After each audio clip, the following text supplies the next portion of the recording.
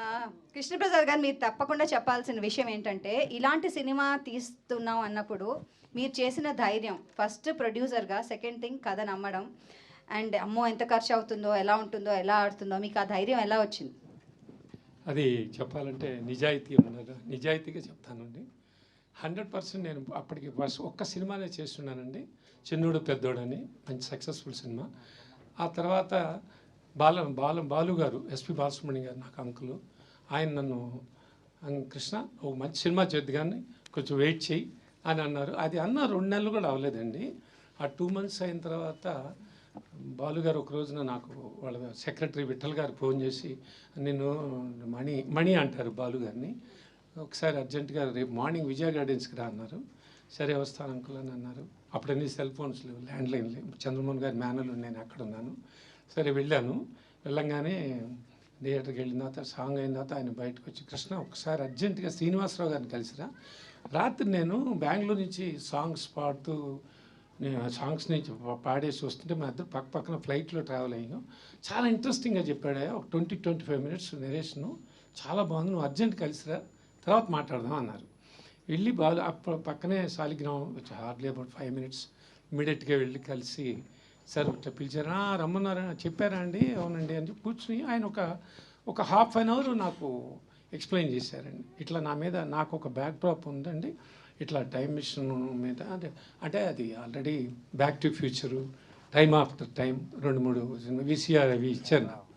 ఇవి చూడండి మీకు అర్థమవుతుంది, ఇది కృష్ణదేవరాయ పేరు, నేను ఇండియన్ ఇచ్చేసాను దీన్ని అని చెప్పి, ముందు ఇవి చూడండి మీకు చెప్తానన్నారు.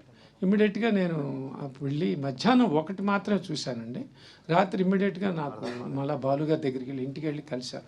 అంకుల్ బాగుంది, ఏదో టైం అంటున్నారు, టైంలో ట్రావెల్ అంటున్నారు, అది అసలు నాకు ఏదో థ్రిల్లింగ్ అనిపిస్తుంది కానీ నాకు అర్థం కావట్లేదు ఏంటది అని చెప్పంటే, కాదయా నేను మాట చేస్తాను, ఫస్ట్ ఈ సినిమా నమ్ము, ఇది నమ్మితే నువ్వు కొన్ని దశాబ్దాలని గుర్తుండిపోతుంది నా మాట. తర్వాత నువ్వు ఎన్ని సినిమాలు చేస్తావో, ఏం చేస్తావో, ఎటువంటి చేస్తావో నాకు తెలియదు, ఈ సినిమా మాత్రం నన్ను నమ్ము అన్నారండి బాలంకులు.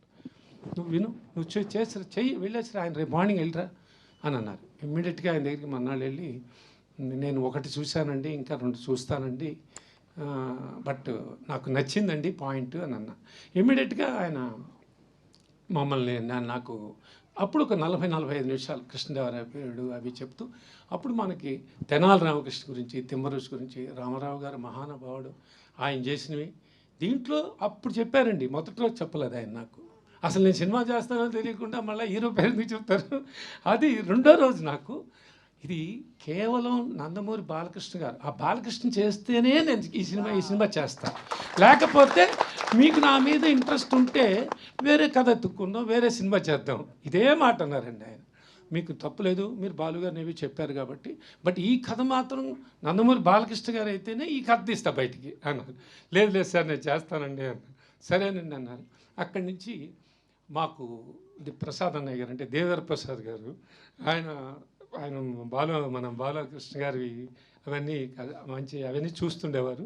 అప్పుడు వెంటనే అప్పటికప్పుడే బాలుగారిని మళ్ళీ వెంటనే కలవటం, బాలంకులు వెంటనే ఫోన్ చేసి, ప్రసాద్ మా వాడిని పంపిస్తాను, ఇట్లా నాకు బాలబాబు అపాయింట్మెంట్, బాలకృష్ణ గారి అపాయింట్మెంట్ అని చెప్పండి, ఇమ్మీడియట్గా చేస్తాను అని ఆయన ఒక మాట అన్నారు. ఏంటి బాలు, నువ్వేమన్నా సినిమానా అని. సినిమానే అంటే, అబ్బా బ్రహ్మాండమయ్యా, నీకు కాకపోతే ఎవరికి చేస్తామయ్యా అని ఎవరు అంటే వాడికి ఏంటంటే మనకి అప్పుడు ఒక అద్భుతాలండి. ఒక పక్క లారీ డ్రైవర్ జరుగుతుంది, నారీ నడుమరారు కోదండరావు రెడ్డి గారు భలే దొంగ చేసింది ఉంది, ఒక పక్కన కోడిరామకృష్ణ మనకి ముద్దుల మోయలు మంగమ్మ గారు మనం, ఆయనకు వచ్చే థాట్ ఏముంటుంది, ఆయన కమర్షియల్ హీరో ప్రొడ్యూసరు, ఎవరు బాలు ఏంటి రావా లేకపోతే ఇదే నువ్వు 3-4 గంటలు కాదు, ఒక శ్రీనివాసరావు గారు అని, సంగీతం శ్రీనివాసరావు గారు, అవునన్న సంగీతం గారు, ఓకే కొంచెం క్లాస్ కదా. పుష్పకు వచ్చింది అప్పుడు విచిత్ర సోదరు, అపూర్వ సహోదరులు, విచిత్ర సోదరులు ఉంది. ఇప్పుడు సొమ్మకొడిది, సోకూడది, పంతులమ్మ కొన్ని ఉన్నాయి, బాగున్నాయి, మరి కమర్షియల్ హీరో ఇటు పక్కన ఈయనేమో, అసలు నువ్వు ఎట్లా ఉన్నారు అప్పుడు, ఇంత కమర్షియల్ సినిమాలు చేస్తున్నాయంటే, ఆయన ఒకటే మాట అన్నారు, నువ్వు బాలకృష్ణ గారు అపాయింట్ పెట్టి ప్రసాద్ నేను మాడతా కదా అని చెప్పంటే, సరే అన్నారు. ఇమ్మీడియట్గా మా అదృష్టం, వీరికి చెప్పటం, మాకు అపాయింట్మెంట్ ఇవ్వటం. అప్పుడు వెళ్ళి కలవంగానే ఆ చిన్న మాకు ఒక టీ కాఫీలు ఆ 10 నిమిషాలు 15 నిమిషాలు అయిన తర్వాత వెంటనే నా దగ్గర ఒక కాన్సెప్ట్ ఉందని డైరెక్టర్ గారు చెప్పటం, ఫస్ట్ ఇమ్మీడియట్ చాలా బాగుందండి నేను చేస్తున్నాను అన్నారు. ఇంకా హ్యాట్స్ ఆఫ్. అంటే అప్పుడు hardly should be around 29 or 30 if I ఎందుకంటే 34 కదా, 29 30 అలాంటి 30 years బాయ్ అంటున్నానండి. బాలకృష్ణ గారు క్షమించాలి. ఒక 30 ఏళ్ళ కుర్రాడు, ఇప్పుడు కూడా కుర్రాడు ఆయన. ఆ 30 ఏళ్ళ కుర్రాడు సడన్గా ఓ పక్కనేమో మామూలుగా లేవు సార్ కమర్షియల్ సినిమాలు డైరెక్టర్లు కథలు ఇన్ని ఉన్నాయి. ఆ బ్రాండింగ్ అంటారు మనకి, డైరెక్టర్స్ బ్రాండింగ్. ఆ బ్రాండింగ్ అందరూ చుట్టుముక్కల మొత్తం అందరూ ఉన్నారు. నిర్మాతలు చూస్తే ఒకళ్ళు జయజయంతికి, వాళ్ళ మధ్యలో నేను ఒక బిడ్డని, చిన్న పిల్లాడిలాగా ఉన్నా. ఈ పైగా క్లాస్ డైరెక్టర్ నేర్చుకొచ్చా. ఇన్ని ఉన్నాయి. బట్ బాలు గారు చెప్పడం మాకు ఇంటర్వ్యూ దొరికింది. బట్ ఆయన కథను నమ్మి బాగుందండి మనం ఇంకొక సినిమా చేద్దాం అంటే ఒక్క క్షణం చాలుగా దానికి నో అంటానికి అందంగా సార్ తప్పకుండా చేస్తారు సార్ అనొచ్చు. అది ఆయనకి వెంటనే ఆ రోజున అనిపించడం, అది నిజంగా నేను నా పూర్వజన్మ అదృష్టం సార్. ఇవాళ రిలీజ్ అంటే ఆయన అది నమ్మారు. Yes there is something. నేనేదైతే నమ్మానో ఏదో ఉంది, నాకు అర్థం అవుతుంది, అర్థం కావట్లా. నిజంగా సిన్సియర్గా చెబుతున్నాను సార్. నేను ఏదో పెద్ద ఇంగ్లీష్ సినిమాని అవపోసం పట్టి అదేం లేదండి. అది బాగున్నట్టుగా ఉంది సార్, ఒక థ్రిల్లింగ్ ఉంది, కానీ ఏముంటుందో ఏదో ఉంది అంతే. ఏదో ఉందంటే నువ్వు మా బాలుగారు నువ్వు చెయ్యి, కొన్ని దశాబ్దాలు గుర్తుంటుంది అన్నాడు ఆ మహానుభావుడు. పైనుంచి ఆశీర్వాదం. నిజంగా నువ్వు ఇది గుర్తుంటుందా, నువ్వు ఎన్ని సినిమాలు చేస్తావో నాకు అనవసరం, తర్వాత ఏదైనా చెయ్యి అంటే ఇదే జరిగిందండి. నిజంగా అక్కడి నుంచి ఒక పండగ. ఎంత పండగ అంటే సినిమా మొదలెట్టినప్పటి నుంచి దీనికి అఫ్కోర్స్ మనకి ముందు పిసి శ్రీరామ్ గారు కెమెరాను, ఇళయరాజా, ఓ పక్కన జంధ్యాల గారు అప్పటికి డైరెక్టర్గా పెద్ద హిట్లు కొట్టేసి వాళ్ళు ఉన్నాడు. డైలాగ్ కొంచెం తగ్గించుకున్నారు అప్పటికి. ఈయన డైలాగ్ సంగీత గారు నేను రాస్తా కృష్ణ అని చెప్పారు ఆయన. అందరూ ముందుకొచ్చి అన్నారు. ఆర్టిస్టులు కూడా అట్లాగే అందరం చాలా బాగా అందరూ అలా జాయింట్గా దీనికి అందరూ కలిశారు. అన్నీ పండగలాగా మొదలై. పండగ అనేది ఎందుకంటున్నానంటే అండి, ఈ సెట్ వేసిన తర్వాత అన్నపూర్ణాలు అక్కడి నుంచి ప్రతి ఒక్కళ్ళు అండి, వెంకటేష్ గారు కానీ, నాగార్జున గారు కానీ, నాగేశ్వరరావు గారు కానీ, వీళ్ళందరికీ ఏంటి ఏం జరుగుతుంది, ఇది ఏం జరుగుతుంది వాళ్ళకి నాకు వచ్చిన ఇదే ఏంటి ఇక్కడ ఏం జరుగుతుంది. కృష్ణదేవరాయ అంటారు, పక్కన యాక్టివ్ ఫ్యూచర్ అంటున్నారు, ఏం జరుగుతుంది. ప్రతి వాళ్ళు డైరెక్టర్లు, అందరు డైరెక్టర్లు ఉన్నాయి. ఆ ఫొటోస్ అన్నీ వదిలేను ఇప్పుడే. ప్రతి ఒక్కళ్ళు హిందీ సైడ్ నుంచి రాజేంద్ర కుమార్ గారు, హజారుద్దీన్ మీకు ఫ్రెండ్ కూడా, హజారుద్దీన్లు చాలామంది ప్రతి ఒక్కళ్ళు వచ్చారండి. అంత బాగా మాకు ఇది 6-8 నెలలు బాగా జరిగింది. తర్వాత ఫ్యూచర్కి వెళ్ళాం. మధ్యలో అతనికి ఏదో ఆరోగ్య రీత్యా ప్రాబ్లం ఉందంటే శ్రీరామ్ వెంటనే స్వామి గారికి చెప్పటం. స్వామి గారు ఓ పక్కన జరుగుతుంది మాకు షూటింగ్. అదే లారీ డ్రైవర్ జరుగుతుంది. నో మన పీరియడ్ వర్క్ జరుగుతున్నప్పుడు విఎస్ఆర్ స్వామి గారిది మనకి లారీ డ్రైవర్ షూటింగ్ జరుగుతుంది. 2 ప్యారలల్ బాబుదేవ్ బ్రహ్మాండం, నేను అది ఇటు వచ్చేస్తాను, దానికి దీనికే కదా, ఇది 2 షెడ్యూల్స్ క్లాష్ రాదు అనుకుంటూ అట్టా అది స్టార్ట్ అయ్యింది. ఆయన రావటం తర్వాత ఫ్యూచర్కి వచ్చేప్పటికి మళ్ళీ అది డైరెక్టర్ గారు కబీర్ లాల్ అని వారిని తీసుకురావటం, అదంతా ఫ్యూచర్ కోసం 3 కెమెరామెన్ వర్క్ చేయడం జరిగింది దీనికి.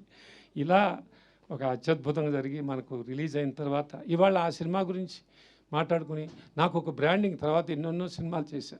ప్రతి ఒక్కళ్ళు ఎవరైనా అక్కడెక్కడైనా మీరు ఆదిత్య త్రిశిక్షణ నిర్మాత ఆయన ముందుకు వచ్చి 2 అడుగులు వేసి అబ్బా ఏం సినిమా తీశారండి, అమ్మ నేను చాలా సినిమాలు తీశానమ్మా అంటే ఆదిత్యానండి దాని గురించి మాట్లాడవయ్యా అని దాని గురించే మాట్లాడతారు కానీ అవునండి నిజమేనండి అలా అయిందండి. ఇలా అట్లా ఇలా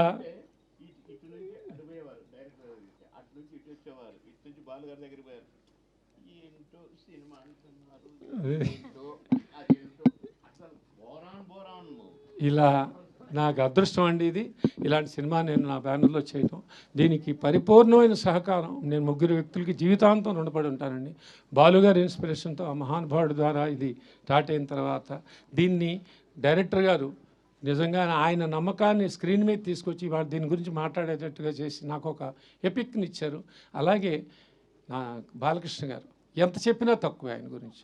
2 వేరియేషన్స్ ఆయన పడ్డ శ్రమ నిజంగా గొడ్డులాగా పనిచేశాను. పర్టికులర్గా ఫ్యూచర్ ఎందుకని ఏదైతే తక్కువ పోర్షన్ చేసామో అది నెంబర్ ఆఫ్ వర్కింగ్ డేస్ ఎక్కువైనా. అప్పట్లో ఈ గ్రాఫిక్స్ లేవు, టెక్నాలజీ లేదు, ఏమీ లేదు, ఏదో చేయాలని తప్పనమ్మా ఆయన పెద్ద ఆయనకి.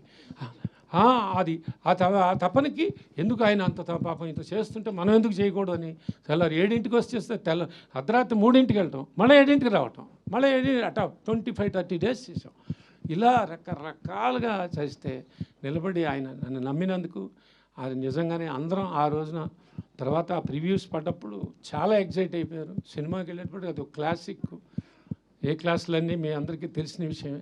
ఏ క్లాసుల్లో ఫ్యామిలీస్ అందరూ అప్పుడు పిల్లలతో సార్ మీరు ఇందాక అనిరాబుడి గారు, బాబీ గారు చెప్తున్నట్టు అదొక అందరూ చాలా థ్రిల్ ఫీల్ అయ్యారండి. తప్పకుండా వీళ్ళందరికీ నేను ఈ ముగ్గురికి నేను ఆజన్మాంతో రుణపడి ఉంటానండి. Thank you very much. Thank you. 1 2 3 thank you అండి.